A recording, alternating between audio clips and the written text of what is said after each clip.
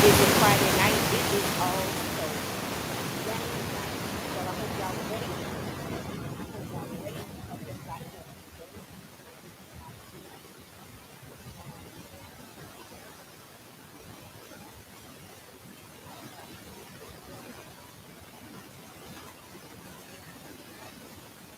How's everybody doing?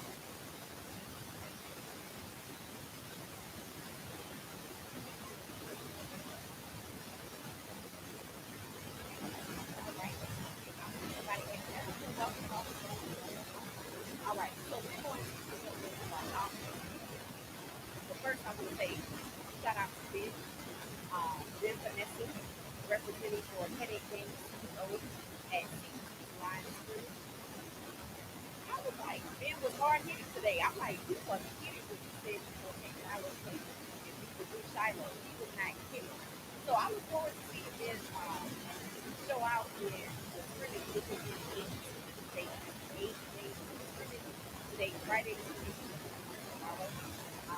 I heard coach, I guess he's like the business coordinator. I heard him tell the team, don't do anything, whatever you do affects the team. So, don't do anything that affects the team. So, guys, that. I know like practice more that's where I had a chance to go out coming out. When it came to the party, they just stopped. So, that I was thinking, with and basically, one thing about it, it's actually, they've actually talked about that. We recognize it.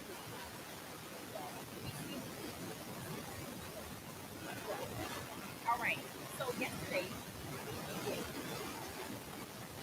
we did rainbow now. I got low. Y'all saw this all day.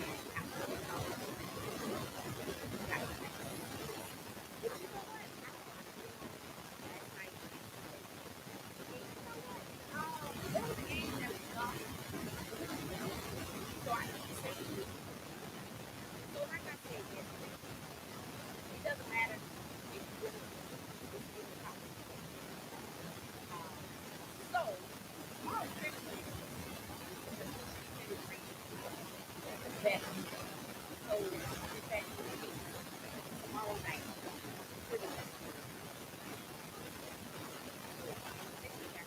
All right, so let's I can get my knock up so that y'all can see what walk away with. All right. So this is the schedule. This is what we came away with. Hey Gracie, how you doing? How you doing? How you doing? Oh, you can't hear me? Okay. Hold on. Let me make sure. Thank you. Let me make sure. Let me check the mic. Thank you for saying that. I appreciate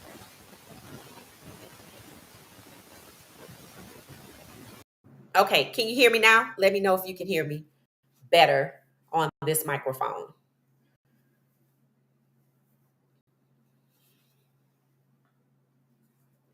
Yeah, this should be the standard microphone, so you should be able to hear me. Thumbs up if you can hear me. A lot of static, please, and blue smiling. Oh, okay, a lot of static. Okay, thank you. Let me know if you can hear me. Who is that? New Mark? Does that say Momark or New Mark? No Mark? All right, you have to let me know if you can hear me. All right. There's one way to fix that without even guessing. Let's see. All right, I'm gonna disconnect. All right, we should be good. So we're gonna disconnect one particular microphone and we're just gonna keep it pushing. All right, thumbs up if you can hear me. Let's see. Okay, so this is where we started yesterday. Where we left off yesterday. So this was the ranking of the worst. That's why it's in red. That's why it's in red. Number one, we ranked Stanford the worst game of the season. Why? We were expected to win that game. We were up by a sizable margin going into the locker room. Washington State, that game was like 56-14. It was self-explanatory. Cam Ward was the quarterback, so Shador and Cam have already faced off. So when they get to the NFL, I'm sure if they play against each other, it'll be an excellent rivalry for us to continue to the NFL. And then number 3 was Oregon. Oregon, we know what happened there. A lot of people said sabotage. Looks like Oregon knew what CU was going to do. Coach Prime said even if they were handed our playbook, we still should have executed the plays. So, that's the third worst game. Then there was number 4, Colorado State. A lot of nastiness at that game, a lot of vile behavior.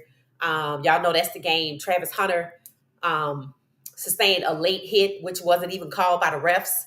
So, that game had chippiness before the game, after the game. It was just a bad game. I talked about how the coach, his wife, they just were not putting on a good show for the young people. They were not being a good example. Then number 5, UCLA. That's the game where Shador got hurt. It was painful to watch that game because Shador was sacked a lot in that game. And then number 6, Arizona State. We said Arizona State is number 6 because they basically were foreshadowing for what to expect at Texas Tech. And it seemed like Texas Tech and Arizona State are just 2 rowdy schools.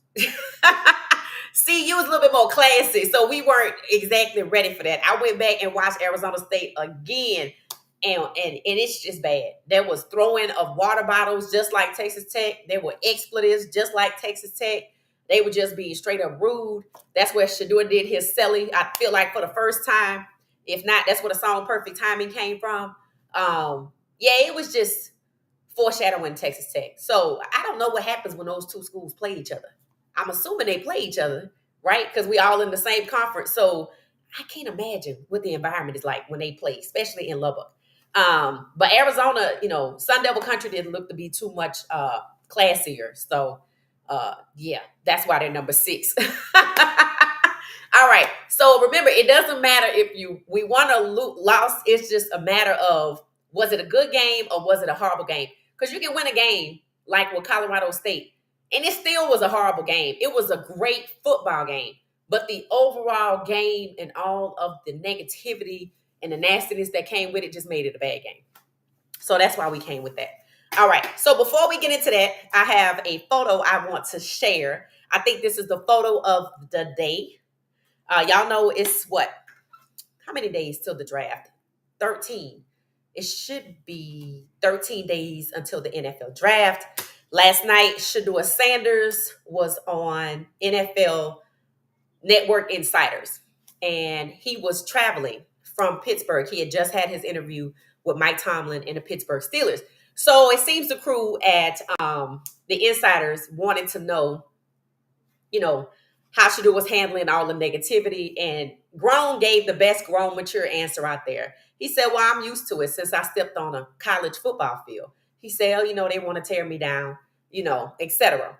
And the guys were like, okay. And then, they asked him about did any character, does he believe that these interviews with the team at this late stage do something for his character? He's like, well, I've always been a good character. I never get in trouble off the field. So they have to find things to make up about me. So, I've talked to these teams before, and talking to them again, they know what they're going to get out of me. A franchise changing quarterback. I'm like, there you go. So people in the comments were so impressed with how well he answered the questions. People thought by now he would be rattled. He said, nope, I'm used to this. It just seems like because I don't have any off the field issues, they just want to find something to tear me down about. He said it was about my arm strength. Then it was about patting the ball. He said, we'll see what it is next. So way to go, Shador. So I want to share a photo I saw of Shador posted by Osakin, his brother, his oldest brother. And y'all know, Bucky is that guy. He's protective of all of them, Travis included. Not just his actual siblings, but the guys that he also claims as siblings as well. So I saw the cutest photo of Shador, and the caption says, Shador been turned. And I said, you know what? Shador been him. This is 2. You see the shirt says truth. And everybody talked about how the chain is bigger than he is. He just been a cool dude the whole way through. This is not brash. This is not cocky. This is what confidence looks like. And, I just love it. I've always liked Shador. He's always been mature. That's why his nickname is grown. And I believe if these people do their due diligence, you know, they will see that. But people see what they want to see. That's facts. And like Gracie said, haters are gonna hate. But the media is actually losing the war against Shador. And the reason why I say it, the voices are growing louder. I saw a lady, I don't know who she was. She said, let me tell you what's wrong with the NFL draft. She said, you see the way they're tearing down Shador, who's of great character, trying to find something wrong with him. She said, that's what's wrong with the NFL draft. She said, there's so many positive things out there that they could be talking about, that they could be highlighting, but they're choosing to tear him down ahead of the draft. She said, that's exactly what's wrong with it. Remember, Shador's not the first person they did this to. Jalen Hurts got it. Lamar Jackson got it. I posted an audio podcast asking, is there a brewing plot to try to embarrass Shador Sanders in the same manner that Lamar Jackson was embarrassed? We shall see. Go listen to it. It's on What She Said Sports YouTube page. Just click on playlist. Click on listen up. There's more comments than there are likes. That's how thought-provoking the conversation is. Go listen to it. Shador interviewing with Pittsburgh, that doesn't mean that Pittsburgh is going to take him. That's what James was pointing out today also in under some comments. And James said it, I'll just be happy when it's time for the draft, instead of all of this speculation. But I, for one, myself said the same thing. But I really feel like the lady who spoke yesterday, I had already said that. I don't even know who it was. And I'm not saying she saw my podcast because I'm sure she probably didn't. My channel is just young and I'm fine with that. But I already said it. That's why I called the channel What She Said. I said all the positive things about Shador that you could talk about. They don't do it. There was really nothing to tear him down about. What they should have been talking about was how somebody who was sacked 52 times only managed to throw 4 interceptions. But then that would have put him in a positive light. Like she said, that's what's wrong with the NFL draft. You seeking to tear a person down rather than show their strengths. Why? Some people say it's to get a player to fall right into another team's laps. I don't believe that for 5 seconds. I don't believe that the Baltimore Ravens were instrumental in hoping that Lamar Jackson fell to their laps because they could have traded up to get the Heisman winner. He could have been the number 1 player in the draft. I don't think the negativity that was spoken about him by the media, I heard an interviewer say, a so-called analyst referred to Lamar Jackson as a poor man's Taysom Hill, who played for the Saints. Do you really think that's why he went to number 32? Or was it because he was asked to work out as a wide receiver? He was asked to switch to wide receiver, and he said no. He remained steadfast in his path to be an NFL quarterback. You tell me which one it is. So it is game night. We're getting ready to play our first clue before we go on to ranking the rest of the 2023 season. We already did 6 of the worst. I watched some of the other games, and most of them were good. One in particular I was so excited about, I almost lost track of time. I'm not going to talk about what game it is just yet, but there will be some trivia coming out of that game. It was actually one of the best games, and I think it's going to rank right up there. Remember, we went 3-0 in the beginning. We went 4-8 overall, and this was not a game that we won. So stay tuned. And if you're over there and you have another device you can look at, go check out a few highlights of the games that we haven't ranked just yet. That's going to be Utah, USC, Arizona, Nebraska, TCU. Go check it out. All right. So, hey, everybody. How y'all doing? Happy Friday. Hey, Kiel. How you doing? 22. How's it going? All right. So, we're getting ready to play our first clue. I pulled a few cards. Some of them I said could be the future, but okay. So yesterday, let me share it first, and then so you have to let me know if you hold on. Let me know if you can see it. Hold on 1 second. Okay. All right. So let me know if you can see what this is. See the letters. It's a lot of letters. I'm going to type them into the chat. Just give y'all a chance to look at it. Okay. So this is a daily saying. Okay. That's the category it falls into. So it should be something you've heard before. If you got your culture up, if you spot on when it comes to Black culture, you should kind of know what this is. This is what you say when you have lost something and you ask somebody, babe, where are my keys? Or usually it's something that you should be able to locate, but for whatever reason you didn't. So I'm going to type these letters into the chat so y'all can study them for a minute. Might come up with another clue, but that's the best one. This is what you say. This is what somebody says to you.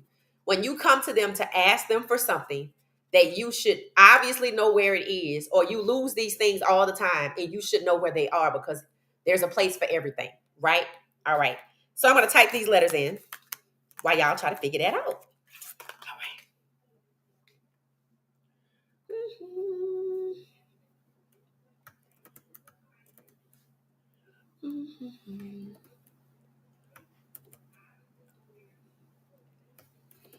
Okay, here's a hint. It's FAMU's mascot has something to do with this. Now, you should know. You should know. If you don't know, just Google it. Okay. All right. I typed it into the chat. Happy Friday 22. It says the more they talk about Shedeur, the more publicity he gets because the true NFL coaches know better. Yeah, that's what they were saying yesterday. They were asking him about Mike Tomlin. And he was like, Mike Tomlin, knows who he is. And after talking to him for an hour, of course, he would know who he is. He said they were trying to ask him about the interview, and he just said, he reminds me of my pops. That's what he said. And there are videos out there asking that are not on basketball channels. There are videos on basketball channels. I saw two. One said it was Carmelo Anthony's page. His caption was, is Shedeur Sanders the new king of New York? And his guest was Michael Strahan. Now, y'all know Michael Strahan is a legend, HBCU alum with the Texas State, played in the NFL, media personality, etc., right? Then the other one, I can't say it's a basketball channel, but I think it was Shannon Sharp's channel. I didn't watch it. I just saw the caption. And it said, when it came to the Pittsburgh Steelers, because Shedeur met with the Pittsburgh Steelers yesterday, it said, is Shedeur the new savior for the Steelers? They pointed out that since Ben Roethlisberger, they haven't truly had a true QB1. They keep kind of going through this carousel of QBs, trying this person, trying that person, bringing in Justin Fields, bringing in Russ, but nobody like the permanent QB1 for Shedeur Sanders, where he has like a 4-year contract. He's expected to be there for 4 years. So Shannon Sharp asked, was Shedeur the savior? I was like, okay. So I like how podcasters and content creators and what I call, us, are basically asking the questions that illustrate that he is that guy. He is him right here. Always has been him. So it's kind of counteracting the negativity that that has come about from the NFL. And last night, I'm telling y'all, I started to grab a photo, but I didn't do it. It was starting to give me the feeling that people are coming to Shedeur's defense and pulling out the truth, pointing out the truth, kind of like the Scooby-Doo gang. So you know how the Scooby-Doo gang is basically always on the case, finding out what the truth is, who's hiding behind all of these comments and all of this negativity. And it's like pointing out, the big bad wolf, or, the monster, the boogeyman, or whatever for the NFL, or that the NFL itself is the boogeyman disguised behind the media. So who's the boogeyman? The media, the NFL, or they working together? That's what Scooby-Doo was always doing. So I had this burning photo in my mind. I was gonna post a picture of the Scooby Doo network because I feel like I'm part of. I don't know. I might be Daphne. I might be Velma. Hell, I don't know. I could be Scooby. I'm not really sure. But that's what it feels like. I feel like a lot of people really sat down, didn't really care for the negativity, the unfair targeting of Shedeur Sanders to disparage him. We didn't buy the comment that this is how it goes because we know it doesn't go like that for everybody. And we did our due diligence to start calling out people who are trying to disparage Shedeur, but then wouldn't disparage Trevor Lawrence. So the media is losing the war, and if the NFL is behind it, they're going to eventually lose too. So if there is a brewing plot to try to, because you couldn't assassinate his character and affect where he goes in the draft, because we're like, if he goes to the Steelers, cool, because we feel like he can start. If he goes to the Saints, cool, because we feel like that's great for the city, that's great for the league, that's great for the Falcons Saints rivalry.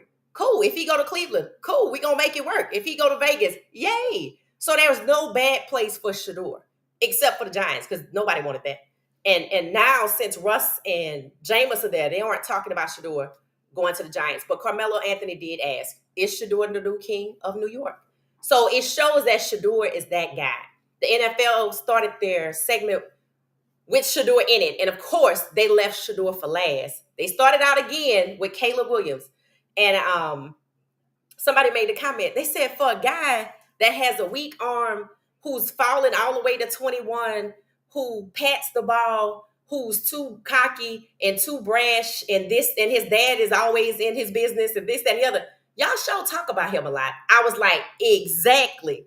And then the next comment was like, because Shedeur Sanders is the NFL's marketing plan to try to get people to watch the draft. I'm like, that's cool, but does it have to be negativity? Can you not inspire people to watch the NFL draft without choosing one person to defame, to tear down their character, not giving any consideration for how you're making that person feel? This is not a fraternity, or is it? Is this hazing? Is that what it is? And is Shedeur the only one joining the fraternity? Why is he the only one being hazed? So many questions about why it has to be negative. So it's kind of like the NFL and the media are starting to shoot themselves in the foot. Some are starting to do a 360 and hop on the positive spin bandwagon and just talk about who he truly is. I watched Shedeur today play one particular game. We lost the game. And I'm listening to the commentators, and they're like, man, Shedeur Sanders has no quit in him. We were down by 21 points in the second quarter. It was like Shedeur has no points, and then he used his legs to score. But yet he's a pure pocket passer. So Shedeur is winning. And if this teaches him anything, it's just that the people that you think are your friends, when you get to the next level, the shit gets worse. When I tell people, I'm like, the higher you go, the worse it gets. People think, oh, because I have money, that'll protect me if I'm Black from racism. No, it's not. Oh, if I have this degree, an advanced degree, a law degree, it'll protect me from racism. No, it won't. Oh, if I'm wealthy and the CEO of a corporation and I live in this community behind gates, it'll protect my kids from racism. No, it won't. It will not. When your kids are out there by themselves, they don't know who your kids are. And when they run their license plate and they figure it out, and are you there? State attorney in Florida got pulled over. They were giving her the business till they looked at her license and somebody said that's who that is. They like, oh, if she wasn't, she would have got the business. So it doesn't. Shedeur's been wealthy his whole life. Did you see it protect him from the being targeted in this draft? No one else was treated that way. But out of everybody that's in the draft, he's the wealthiest. So it's given jealousy. It's given I'd rather you be poor.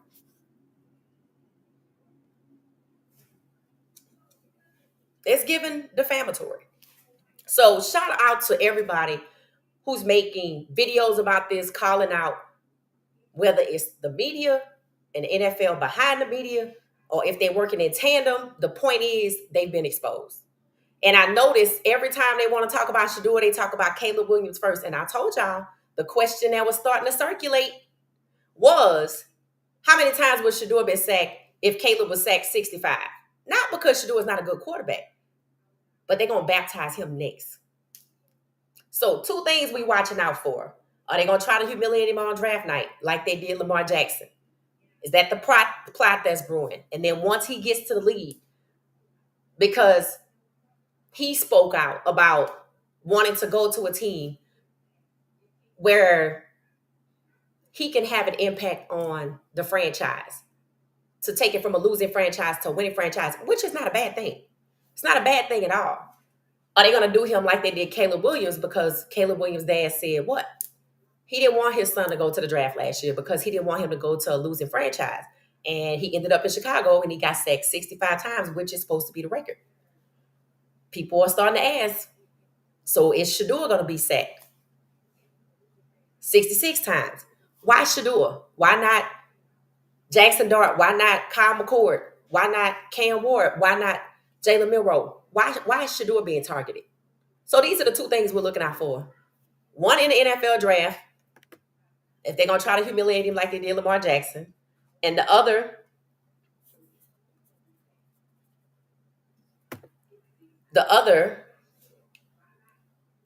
let's see.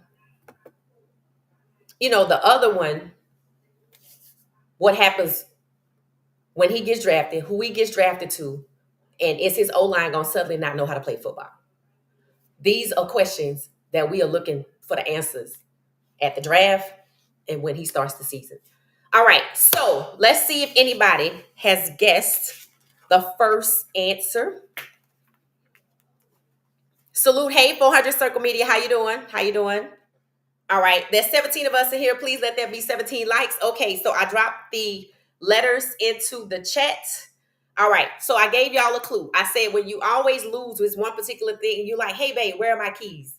This is what they would say after they answer the question, or basically this will be the answer. Another one is, yesterday when we did our ranking, we talked about one particular team that Colorado played that I'm just shocked that the media has not used in its commentary for the draft, right? We played Washington State and they demolished us. 56-14, I think, was the score. Shador Sanders was the quarterback. At some point, Ryan Staub took over. But I asked the question yesterday, does anybody know who the quarterback was for Washington State? 2 people guessed it. It was Cam Ward. Cam Ward was the quarterback facing off against Shador Sanders in 2023, not 2024, but 2023. And I totally forgot that Cam Ward was at Washington State at that time. I'm thinking he was at Miami for 2 years. He was only at Miami for the 2024 season. So what I said yesterday was, it just kind of shows you that they don't do their due diligence when it really comes to the person that they tearing down, because that information was at your disposal. So if nobody got the answer yet, this is what I said yesterday when I was like, I can't believe they didn't talk about this. Clearly, they don't really kind of know about it, because they would have talked about it. So the answer is, if it was a snake, it would have bit you in your face. You didn't even have to look hard. But I guess you did have to go back to 2023. So sometimes people they don't even look for things. They just like right there. And you still don't kind of get it right. And that's what it means when it says, if it was a snake, it would have bit you in the face. All right. So that was the first one. Now we get ready to go on to continue the ranking. I hope y'all had a chance to look at some film. Yeah, I did. I hope y'all had a chance to look at some film. I actually did watch additional film today. And let's go. All right. So let's continue on. Now, yesterday we ranked the worst. Now, I think I said, there's 6 games left to rank. Some of them are going to be the best. I think TCU, Nebraska, Arizona, Utah, and Oregon State. Now, the Oregon State game, I kept asking myself, I didn't see if there was anything memorable. But I went back and watched the Arizona game. It was actually a really good game for us. Let's see if I can see who show who won yesterday. Maybe just to jog everybody's memory, because we had up the scores of we had the scores up. Let's see if I could do that. Mhm.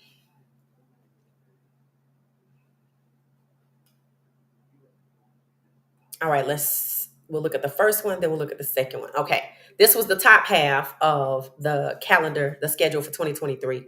All right, Oregon, TCU, Nebraska. We ranked all of those. Okay, so USC was 48-41. We lost that game. We already ranked Arizona State. Stanford, we lost that game, but we already ranked Stanford. And then there was UCLA, but we already ranked UCLA. So that meant the rest were at the tail end of the season. Okay. And that wasn't much. Let's see. That was, here we go, Utah and Oregon State. Okay. All right. So Oregon State, they actually won that game. I said that most of the games that Colorado played, we only lost by a touchdown. That was actually fact. There were only two games that was like a BTA or we were demolished. That was Oregon and Washington State with Cam Ward as QB. So we have left to rank Arizona, Oregon State, and Utah. Now, I went back and watched the Arizona game. One thing I did notice last about 2023, we didn't have a good defense. We really didn't. We had a great offense. But when it came to defense, and I felt like this is why we lost these games like this. Um, if you go watch the Washington State game, you just like we just didn't have it together, and that's what happened with the rest of these games where we were in one touchdown. That some people might say the execution, it could have been the play calling, it could have been man versus zone used at the wrong time. Whatever it was, I went back and watched, and it's just we just didn't have it together. So Arizona was closer than Oregon State. I watched the game. It wasn't anything memorable that stood out. I saw Xavier Weaver. He played really well. And I was thinking of a trivia question. Hold up. I was thinking of a trivia question that really could come out of it. But honestly, it wasn't like the most memorable game. I saw Travis Hunter catch a pass against McMillan. They're going to be in the NFL together. But to be honest with you, it just really wasn't that memorable, but we did lose. Oregon State the same way, and Utah basically the same way. So we're gonna have our work cut out for us when trying to choose between these games that were not that memorable. So just because you lost doesn't mean it's bad. But let's talk about one game in particular that we lost, but it was a great game. All right. That is, hold on, let's see. Get it back up here. So I watched this game and I saw another person and I said, okay, this is also something that could have been discussed. Just like Cam Ward and Shedeur Sanders could have been discussed, this was also something could have been discussed. Does anybody know who played quarterback for USC in 2023 that Shedeur faced off against? I keep saying his name keeps ending up in conversations with his name keeps ending up in conversations on the NFL network. So they'll start the story by talking about Caleb Williams, then they'll end up talking about Shedeur. And I say they keep putting these two together. Again, another good story would have been to talk about how these two quarterbacks faced off against each other, and they're going to be facing off against each other in the NFL. Cam Ward, Washington State, Caleb Williams, USC. So although we lost that game, that was a very good game. And when it comes to start ranking the best games, we had 3 wins, right? And I think this should be, even though it was a loss, it still should go in the category of one of the best games. I saw Carmani McLean in this game. We were down 21-0. Shedeur scored. Jimmy Horn Jr. Jimmy Horn Jr. was on fire in this game. Oh, Marion made his first touchdown in this game. Oops, there goes my trivia question. So I'm gonna have to come up with another trivia question. But although we lost this game, we came back from being down 21 points to actually end this game by 1 touchdown. And some of these games Remember, Colorado has something that plagued it. It's a late start. So while I do feel like the defense struggled in year one, late starts also caused us because we would catch a fire. Like, for instance, the USC game. Uh, 21-0 at the top of the second quarter, and you don't score your first touchdown until then. You could have had, if you'd have had a score in the first quarter, then maybe the game could have been a 1 point game, a 2 point game, or something like that. But that's why I was always one touchdown behind, because we came back on fire really late. Now, while it's true, Shador is an excellent quarterback, and he's a comeback quarterback. I do think that when he gets to the NFL, I think if he has a better O line, that it is possible he won't have so much to overcome, so that maybe in the first quarter they score. In other words, the late starts, they might be able to do away with that. When I was reading comments about Shador, and when people were saying, the guy is actually a really good quarterback, you want somebody who doesn't quit, who doesn't give up, who has a motor, who uses his legs, who can overcome a weak O line. Those are the things that make him like the best quarterback in the draft. And when the NFL segment started yesterday, they said they didn't say he was the best QB in the draft. And I get it, they want to remain neutral. They said he's the most high profile. I thought that was an interesting term that they used. But they said the most high profile player in the 2025 draft is Shador Sanders. And then they interviewed him when he was in the Pittsburgh airport coming back from meeting with Mike Tomlin and the Pittsburgh Steelers. So I'm thinking he's about basically, I think I would say one of the most intriguing. And I say he's the most intriguing because he did win the Heisman, didn't go to the Natty, didn't go to the playoffs. Let's see. Got relegated to a Pac-12 opponent in the bowl game. Sacked 52 times in year one, maybe 39 times, 32 times in year two. Got destroyed in the first bowl game since his time at Colorado. Came from an HBCU, didn't play all 4 years, Power 5. And yet he's still the best quarterback in the draft, not just the most high profile. When you put the best quarterback in the draft and his profile on top of it, then, that just makes him a star.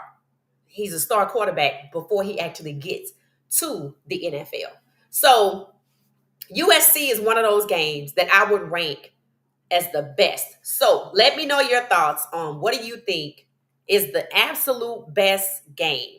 So we're going to have to back into those other games that weren't that memorable, whether we won or lost. So now we're going to start ranking the best. So for me, what would I say? Yes, 22, Caleb Williams. All right, so let's see if we can start ranking the best. All right.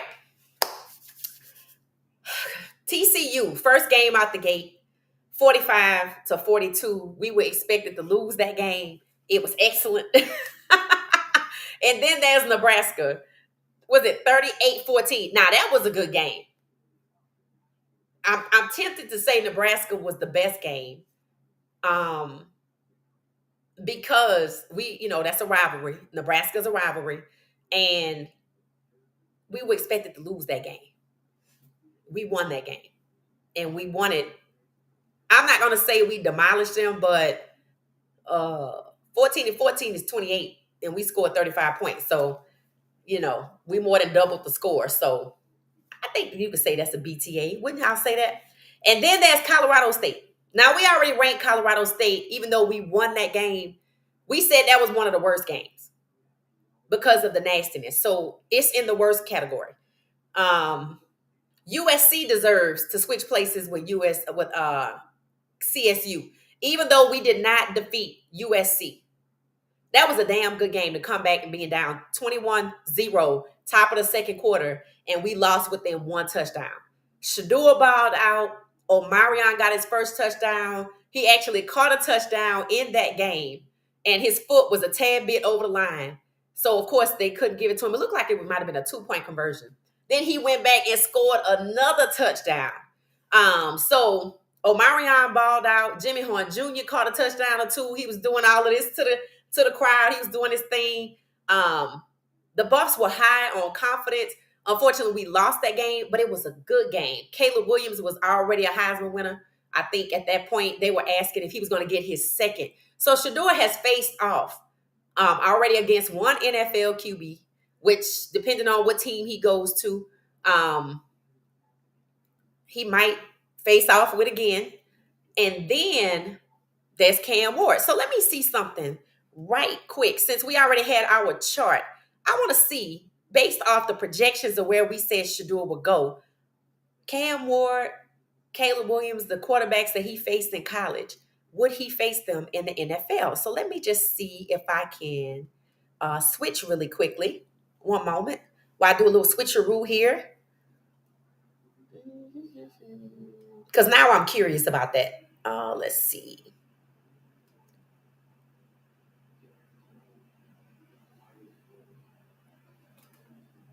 Let's see. All right. I think I know where it is. Here it is. This might not be the exact same one, but it'll do because I had like 3 charts. Okay, so let's take a peek, shall we? Remember a few days ago, we did a projection into the future with the top 3 QBs in the draft, Shedeur, Cam, and Jalen Milroe. I don't care if you make it Cam, Shedeur, Cam. 1, 2, and 3, Jalen Milroe. You don't run a 4.37, get to the SEC title game, and not be the top 3 quarterback in the draft. Let's see. Now, on this one, we had Jalen Milroe going to the Saints. Hold on for 1 second. Circle Media, I'm going to have to take down your comments so I can see real fast. Okay. We're doing some factoring here. All right. So the conversation was about Shedeur Sanders has faced off in 2023 alone against 2 quarterbacks he will meet possibly in the NFL. We're getting ready to determine that. Cam Ward, Washington State, 2023. Caleb Williams, USC, 2023. We lost both of those games, but Shedeur balled out when it came to the USC game. Let's see. So if we have Shedeur going to Pittsburgh, he just left Pittsburgh meeting with Mike Tomlin and the Pittsburgh Steelers organization last night. He would face off against whoever goes to Cleveland. Joe Burrow, that's going to be good because he really likes Joe Burrow. I think Joe Burrow is one of the QBs who's used as a comparison to the style of play that Shedeur has. And then Lamar Jackson. Shedeur Sanders versus Lamar Jackson. Ooh, I like it. I like it. Okay, so that's if he go to Pittsburgh. Now, I don't know. I did a poll to check on what people thought, what teams he might go to. So we'll check the poll before we disband this evening. All right, so let's move up. Caleb is in the NFC North. I don't see Shedeur going to the Vikings or the Giants. Now, if he goes to the Vikings, that would be a total surprise to everybody. That hadn't even been discussed. And he will be fighting with J.J. McCarthy for QB1, so I don't think it's going to happen. Because if so, they would have kept Sam Darnold. So, unfortunately, not in the regular season. Okay, so let's scooch over to if Shedeur Sanders were where Jalen Milroe is projected, the Saints, who would he face off against? Bryce Young, Baker Mayfield, and who is that? Michael Penix Jr. Now, see, I like that. I think that has to be the best one. I think that's the best. That's the best little group. I like that. Carolina Panthers. Okay, y'all let me know. Are y'all liking the AFC North competition for Shedeur or the NFC South competition? I'm going with the NFC South competition because when it comes to the Saints and the Falcons, I'm going to be sitting in the end zone. And I'm going to be cheering that we defeat Tampa Bay. I told y'all my little cake story when I was a little kid in New Orleans. And Bryce Young versus Shedeur Sanders. I think Carolina Panthers, that would be good. All right. So let's scooch over to the NFC East. Now, if Shedeur goes to the Giants that people have projected, not that I like that. I don't even like saying it out loud. I don't see this happening, but we're just going to talk about it. He will play against Jalen Hurts, Jaden Daniels, and either Dak Prescott or Joe Milton. So do y'all like the NFC East for Shador? All right.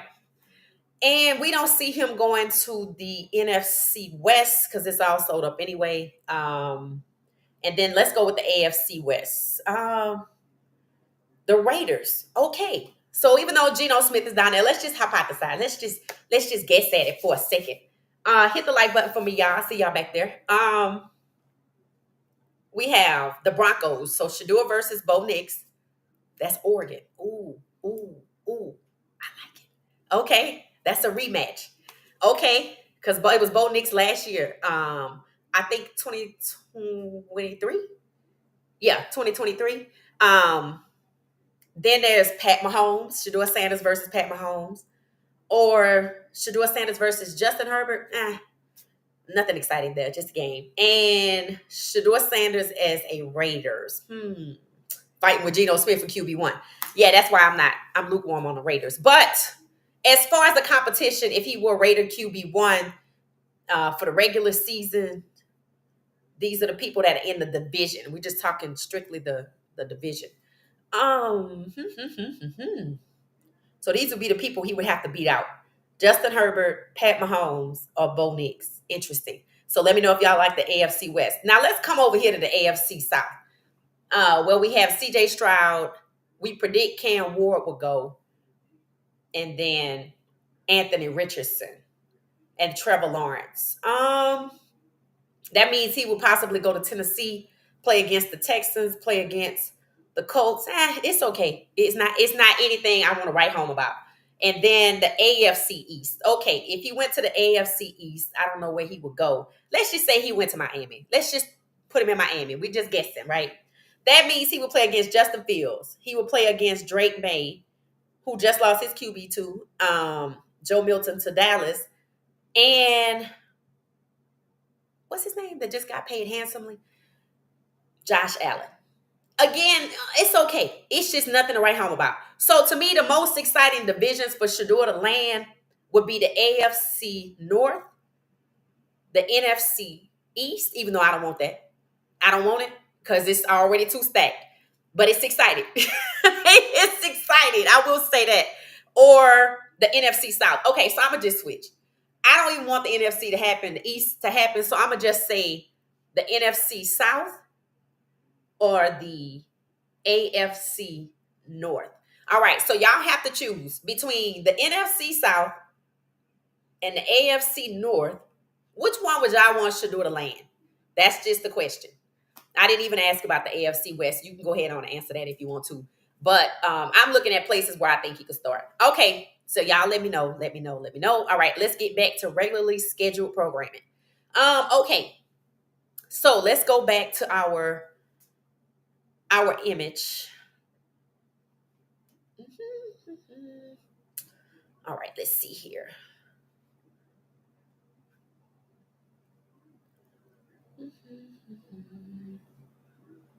What does it say? NFC East for Shador is heavy.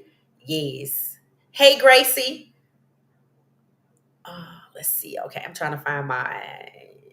Oh, here we go. Okay, so let's go back here. All right. So we've been around the world. We talked about what's gonna come out of the college days. Shador could face off against Bo Nix in college. He could face off against Cam Ward in the NFL, Bo Nix and Caleb Williams. I believe those are the only quarterbacks maybe that have come out of the Big 12, the Pac-12 that Shador will face off against that I'm aware of. There might be some others. But I meant the ones that, Heisman winner Caleb Williams, Cam Ward, his friend and brother, and Bo Nix, arch nemesis Oregon, right? So yeah, that would be interesting. And Denver was at CU's Pro Day in droves. So I hope they're not thinking about drafting Shador and making him QB2 behind Bo Nix. That would just be a slap in the face after that Oregon game. All right, so back to the board. Here we go. Out of TCU, Nebraska, USC, which one is the best game? Arizona, Utah. Okay, I'm just going to narrow it down for you. TCU, Nebraska, USC. I like USC because we came back down from 21, but we lost. But it was a good game. TCU was the best game because it was the first one. Shador threw for over 500 yards. They played in the Natty the year before. People swore we was gonna lose that game. All the negativity. See, you not gonna win more than 5 games. Yada yada yada. Okay, we won 4. I get it. And then there was Nebraska rivalry. Very hostile. Very very very hostile environment. I do like their balloon celebration. I would hope Colorado would adopt that, releasing the balloons. You know, when we score the first touchdown, I like that. What y'all thinking? I need y'all. USC, we lost. TCU, first game, Coach Prime era. Shador threw for 500 yards. And then Nebraska, the rivalry. Let me know. Oh, we lost. No, we won that Nebraska game. The next one, we got punished for that one. And year 2. All right, so what are y'all thinking? TCU, Nebraska, or USC, the absolute best game? Colorado State is on the worst list because that was the nastiness involved. That you couldn't make that the best game. And that's where Travis got hurt. So got that late hit. I think I'm going to go with, I think I'm going to say TCU. I mean, it's the first game of the Coach Prime era.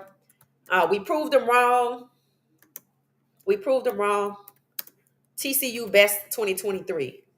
They had just been to the Natty and we took them down. We were supposed to lose. It had all the elements of theater. I liked it. Okay, so there you go. TCU's the best game. All right. So what about Nebraska and USC for the second best game? All right. So Nebraska, again, a shocker. We were supposed to lose. It had the elements of theater because we were supposed to lose. I think they played them at CU. That was the first time it was a whole don't wear red thing. People didn't understand at first, but then they got it.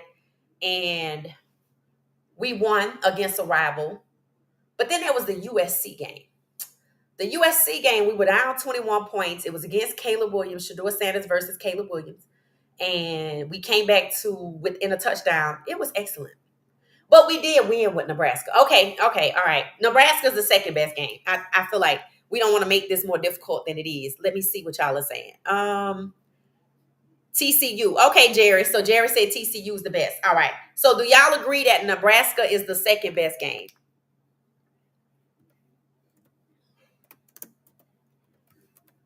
NEB. Nebraska. All right. Nebraska, I say, is the... Okay, there we go. Thank you, Jerry. Nebraska is the second best. Okay, cool. That's what I said too. Okay. So we go from TCU, then we go to Nebraska. All right. This is where it's going to get a little dicey. Because, again, there's not much that's memorable about Arizona other than Xavier Weaver did ball out in that game. And then he did end up at Arizona. So I thought that was kind of foreshadowing. That's kind of good. TCU, because it was the most exciting game because they thought that a QB from an HBCU could not compete. That's true. So there you go. TCU is the best game. That's true. All right. So let's move on to the third best game. Even though we went 3-0, CSU don't count because we put them in the worst game, even though we won because it was terrible, the behavior. So not CU, but the nastiness from Colorado State. So that means USC, Oregon State, Arizona. Arizona, we lost, but it was a good game, but we lost it. I get it. Let's see. Did we lose the Arizona game? I gotta look. Maybe we won that game. Let's see. So yeah, I agree with you on that one. 22. Let's see. TCU won, Nebraska 2. Yep. Hey, Peter, how you doing? Welcome back. So now we're trying to rank the third best game. Now, we went 3-0, but CSU don't count. I'm taking USC as a positive game, a good game. Down 21 points, but we came back. Omarion got his first touchdown. Jimmy Horn Jr. scored. Shador scored with his legs. That's what the commentator kept talking about. Shador, to have the resilience and resolve to come back, stand and keep your team in the game. In the second half, when they're 21-0, and you come back, to lose within a touchdown. I mean, come on. That's a beast of a QB right there. So the team was in high spirits. It was like they scored a lot, and then we just started scoring like gangbusters. And at one point, I think they were a little nervous. Then we scored late. It was like a minute and 43 seconds left, so it wasn't much time for us to do anything else. But if there were, we could have won it. But that's what I mean by the late starts hampered us. So it was a good game though. Okay, I want to make USC the third best game. Unless y'all have a different opinion. Third best. Okay. All right. Third best USC. Okay. Now. All right. USC wins competitive. Yes, that was competitive. I agree. USC was the third best. Yeah. Okay. I like that. So USC was the third best. All right. So we have ranked 6 plus 3, 9 games. Whew. Okay. 3 left. Let's see who's left. Okay. Utah, Arizona, and Oregon State. Utah, Arizona, and Oregon State. All right, I got to do this right quick. So we got to look at Utah, we got to look at Arizona, and we got to look at Oregon State. 1 second. All right, Utah, Arizona, and Oregon State. Utah was last, I think. Let's see. Okay, Utah, 23-17. It wasn't that bad. It wasn't that bad. Arizona was close. Arizona really wasn't a bad game. I mean, I'm telling y'all, late starts or we got burned. Either one. I mean, either one. I watched that game. Xavier Weaver balled out. Trying to see. I think Jimmy Horn Jr. was he in that game? I think he might have been in that game. Let's see. Oregon State, 26-19, 28-19. So it's really between these three, whether they go to the best list or the worst list. Arizona wasn't that bad. We just lost. It wasn't that bad. So I could technically put Arizona on the good list. I watched that game. I remember crying and doing like this. Because Washington, I was like, oh, Lord. Okay, so I'm going to just call an audible here. I'm going to put Arizona as one of the best. Because I don't remember that students being vile. I don't remember any Texas Tech vibes. I don't remember any Arizona State vibes. Okay, here's what I remember. Arizona had several running backs. Cole was somebody. They was just having their way with us. That was the notes I remember, the mental notes I took when I watched that game. Honestly, they just overpowered us with their run game. That's really what it was. And that's why I was like, our defense, we just didn't have the size to stop somebody like those running backs from Arizona. Those dudes are huge. Even when we played them, Arizona, I think, was it this year for their homecoming? I think they were all injured. That's, but otherwise, because we annihilated them. But they had at least 2 running backs. These dudes are huge. So they overpowered us with their run game. I remember Xavier Weaver playing in that game. I feel like I remember Jimmy Horn Jr. catching nice passes from Shedeur. But it just wasn't enough. And I think their run game got the best of us. So it wasn't a bad game. We lost. But as you could see, we didn't get annihilated. And it was a good vibe. So I'm going to put Arizona as one of the 4th best game. The 4th best game. Oh, okay. 22 said it. Okay. Yay. Okay. Good. Arizona, 4th best game. Okay. Perfect. All right. So we'll put that in the chat. 4th best game. All right.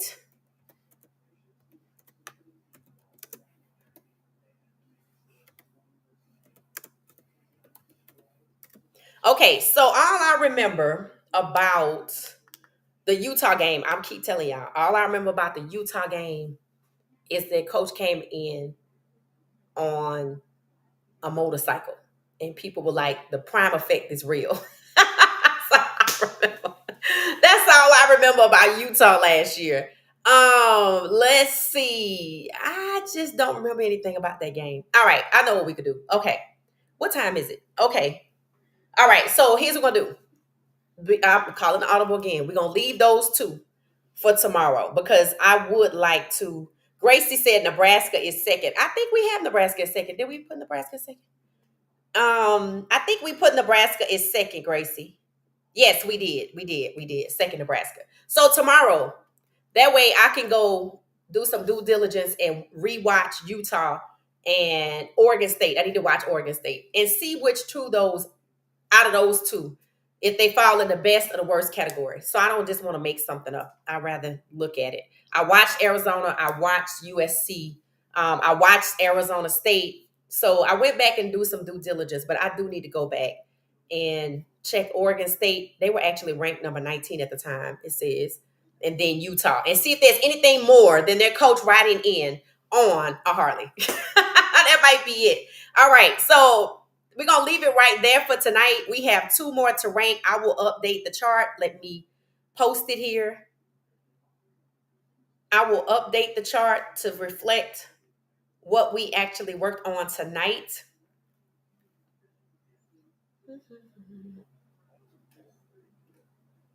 Did that come out right? Let's see. I don't know if that came out right. Okay, try that again. Okay, here it is. Okay. All right. So for those of you who were not with us yesterday, this is actually the ranking. We started with the worst yesterday. This is where we landed. Started with Stanford, Washington State, Oregon, Colorado State. Even though we won, it's still on the worst list, obvious reasons. UCLA and number 6, Arizona State. So today we started with the best. We ended up with TCU as the first best. Nebraska was the second. This is 2023, not 2022. Third was USC. And then Arizona was fourth. So I will update the additional 4. It'll be green, 1, 2, 3, and 4. And then we will tomorrow, since it's Saturday, we will play another, we'll do another game because that's what we started with tonight. And then we'll rank Utah and Oregon State to determine if they go on the best or the worst list. All right, so that's where we are with that. All right, so I have to get myself out of here, guys. This was fun. And then when we rank the last 2, we will go right into our trivia. So be prepared for trivia tomorrow night. If you can't make it, just be ready to watch the replay game. The last time we did trivia was fun. Every time I watch these videos, I see something. I'm like, oh, this would be a good question. This would be a good question. So we'll rank the last 2, Oregon State and Utah. Then we will do our 2023 best and worst trivia for the 2023 season. All right, y'all. So I'm going to get myself out of here. I just want to say thank y'all. This was fun. And until tomorrow night, let me check the chat just to make sure I could acknowledge everybody. All right. Jerry said Arizona, Nebraska second. No memory of the Utah game. Right. So I'm going to go watch it. Good night. Good night, Jackie. Good night. Hopefully we'll see you tomorrow. So y'all, go watch the Utah 2023 Utah game and the 2023 Oregon State game so we can be on the same page tomorrow. And that way y'all can kind of help me choose the last 2 worst or best and the last 2 rankings. All right, y'all. So I'm going to say good night. Thank y'all so much for hanging out with me. See y'all tomorrow night. Now, tomorrow is Saturday, but it still might be, I think I can go back to my regular time tomorrow night. 10 p.m. Eastern. 10 p.m. Eastern Standard Time tomorrow night. Okay, I'll see y'all tomorrow. Thank you. Thanks, everybody. Have a good one.